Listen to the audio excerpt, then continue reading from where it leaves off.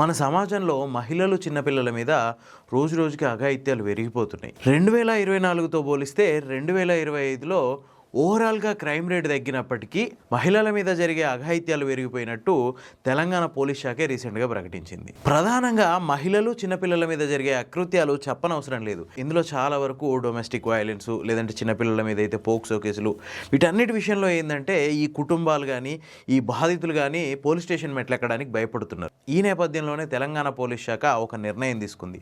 అదేంటంటే ఇట్లాంటి సమయాల్లో ఆ చిన్నపిల్లలు కానీ, మహిళలు కానీ పోలీస్ స్టేషన్కి రావాల్సిన అవసరం లేకుండా పోలీసులే బాధితుల ఇంటికి వెళ్ళి కేసు నమోదు చేసుకొని ఎఫ్ఐఆర్ కూడా నమోదు చేస్తారు. వాళ్ళ ఇంట్లోనే వాంగ్మూలం కూడా తీసుకుంటారు. సో ఎవరైనా ఈ పోక్సో కేసులు కానీ, లేదంటే మహిళలకు సంబంధించిన ఏదైనా కంప్లైంట్లు కానీ చేయాల్సిన అవసరం వచ్చినప్పుడు పోలీస్ స్టేషన్కి వెళ్ళాల్సిన అవసరం లేకుండా వాళ్ళే పోలీసులకు కాల్ చేస్తే సరిపోద్ది.